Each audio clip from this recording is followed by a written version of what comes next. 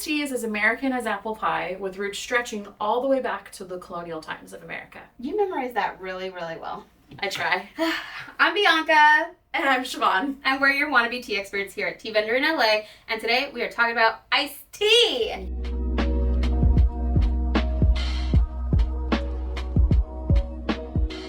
Yes. Love. It's the summer months, so this is perfect for this time of the year. You know? And it's hot as balls in here. And this just looks so good. I know. I'm ready. So why don't you serve us up some iced tea here? And while you're doing that, do you want to let the lovely people know at home what kind of tea we're using today? So we are using a black tea from our brand partners at Chato. And lovely Siobhán here has let this cold steep in the fridge. So it's a little bit lighter in color, but the flavor is definitely still there. And we just wanted to make this cold steeped as just a different kind of way of doing it. All right, Siobhán, hit us with some facts. Okay. So, the first tea plant arrived in colonial America in the late 1700s. Can you believe it? I have a question. We're talking about iced tea in the 1700s. They didn't have, this is going to sound really dumb, they didn't have refrigeration. How did they get ice? What was ice? There was like ice boxes and stuff like that. But how did it stay cold?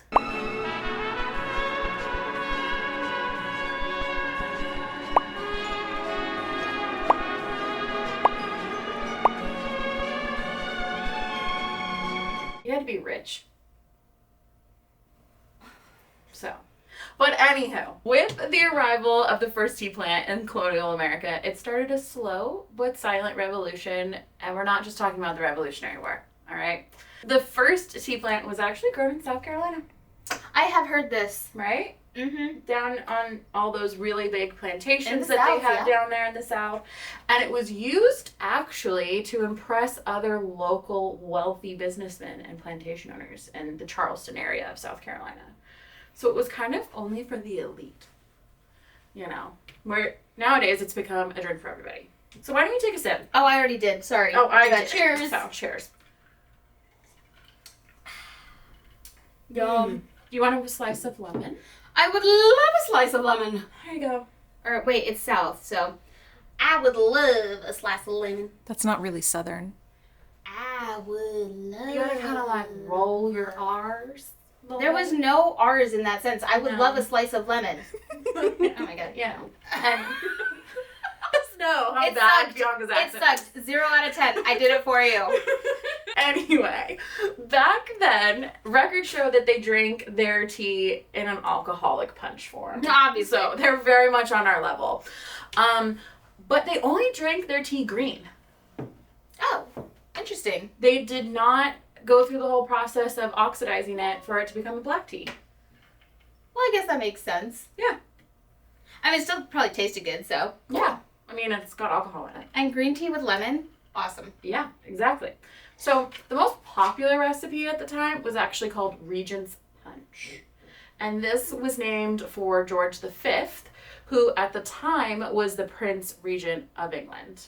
Wow. And I think, didn't he like go on to become like the crazy Mad George? Oh. Right? Like the one that was in power when we seceded from England. Oh, yeah. Right? Wait, was that the one in Bridgerton? Yes, that is the one in Bridgerton. Director. Thank you for that input. Oh, he was crazy. Yeah. Oh, he was schizophrenic. I mean, which is really sad, but during colonial America, he They was didn't know known, about that. Yeah, we know a he lot was. more now. In the colonial times, they referred to him as Crazy Mad George. Crazy George. At least in the political cartoons they did. In 1879, there was the first record of a straight tea served in non-alcoholic form. Yuck. Just kidding. Well, what's the point? But it's okay. We love it either way.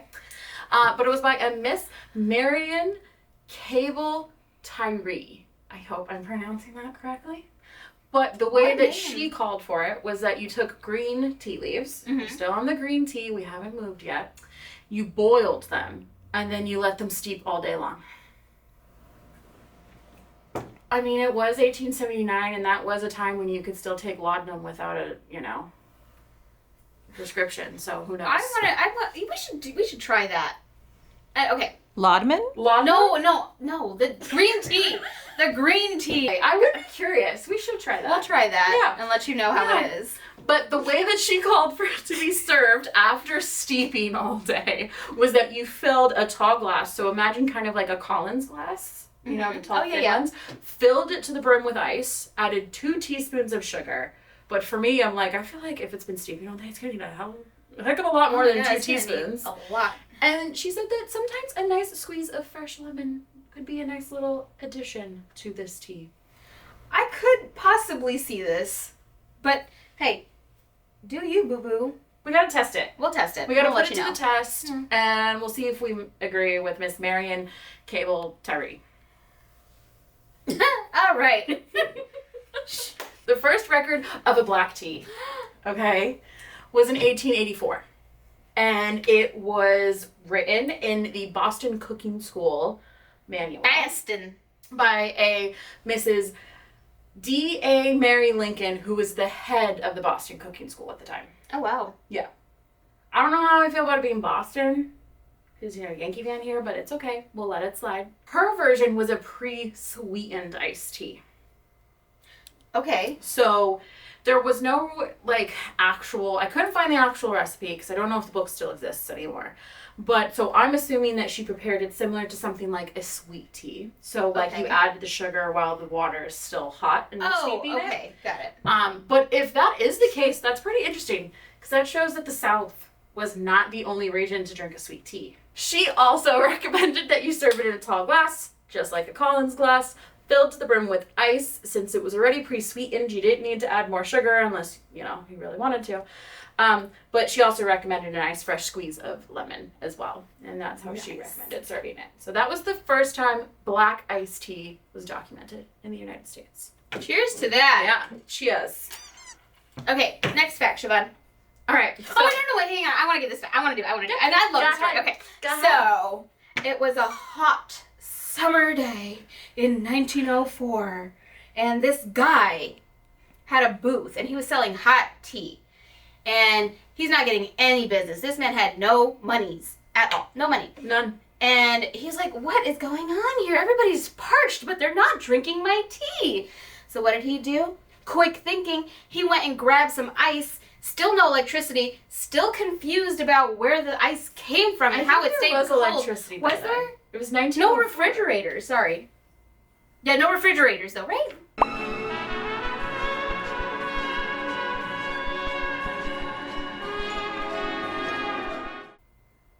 I don't know.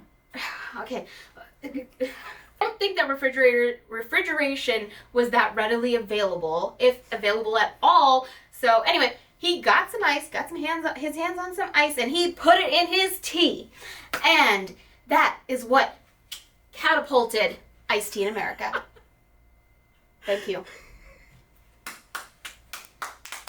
Real quick though, we are gonna let everybody know that this did occur at the World's Fair. Oh yes, That is something important to note. At the World Fair. Yeah, I believe it was in St. Louis that year, if I'm not mistaken.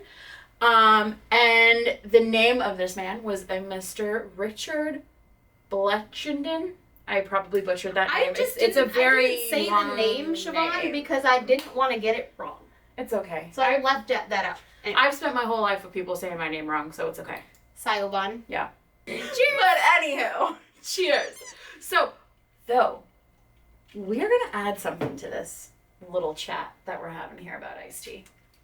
Arnold Palmer. Arnold Palmer.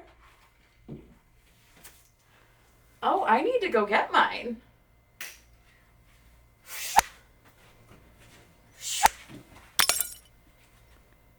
All right, tell me about my Arnie Palm. Okay, so I grew up playing golf as a kid and even as an adult. And my favorite thing after a really, really hot summer's day, because let's be real, it's Southern California, was an ice cold Arnold Palmer. That was like my little treat after practice or, you know, a tournament or whatever. I just loved it. It was my favorite. So I really enjoyed drinking them at Chili's. I've never had one there. Well, just pick a chain, they have it. Yeah, I mean, you can get this anywhere. Like, you know, it's not, this isn't, you know, like science, all right? It's not science. Well, where did this come from? I know he was like a golfer. And like he wasn't just a golfer. Oh, I'm sorry. He's probably one of the most famous professional golfers of the 20th century. Wow. Yeah. Wow. Mr. Arnold Palmer. But anywho, so it's got really humble like origins. It's nothing that you would assume that, it was like a big deal or anything. So he used to go home for lunch every day. He would go to practice in the morning, go home for lunch and eat with his wife, which, that's cute to me. That is cute. He always made sure to have lunch with his wife. And his wife's name was Winnie. And with their lunch, she would make a huge pitcher of iced tea, just like this. So they would drink a whole pitcher of that. And he would typically take some with him back to the golf course, right? Mm-hmm. So one of these afternoons, when he joined her for lunch, he said to her, Winnie, why don't you make the iced tea as usual, but leave some room at the top of the pitcher to add in lemonade? All right? Wow. So that's basically how it started. That's it. Just a simple suggestion of a husband and wife having their daily lunch together. And he loved it so much that she filled his usual thermos for him with that concoction. And ever since then, that was Arnie's drink. And he catapulted that. Yep. Into society. Striped it right down the fairway. Beautiful. Yeah. But so the general public didn't know about this drink, though, until about the 60s. Oh. So I love Palm Springs. You know this. I love the desert. Palm Springs. So do most professional golfers or just avid golf fans. They've got some of those beautiful golf courses out there. So he was out there. He had a home out there. And he was at the country club. And he sat down for lunch one day. And he ordered his concoction of an Arnold Palmer. And a lady that was seated at a table next to him overheard him order this. So she said to the waiter, I'll have what Arnie is having. That is all she wrote. So very simple, very basic, very humble, but yet super tasty. So they say the perfect ratio for an Arnold Palmer is 50% iced tea, 50% lemonade. So I'd say I got about 50% in my glass. So why don't you top yours off? We're going to open the lemonade here. There we go. Now you can garnish it with, a lime wedge if you'd like. Is it a tart lemonade that we got? Why am I acting like this is my first time having an Arnold Palmer? But this is actually really, really good. Because usually when you go to restaurants and stuff, they're using just like either, powdered tea or something that's just not freshly made. And we used freshly made tea, and it makes it taste so much better. And if you're a restaurant owner or a cafe owner, you can find teas to make Arnold Palmers in your stores right here at TeaVendor. Yeah, we have our iced tea pouches. Yes. Which you can find at TeaVendor.com. I will drop a link for that page in the description below.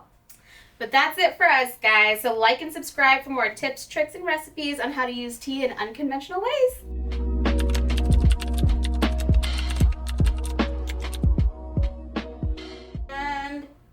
Swing!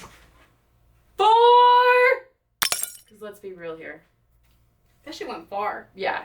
Major slice. Major slice.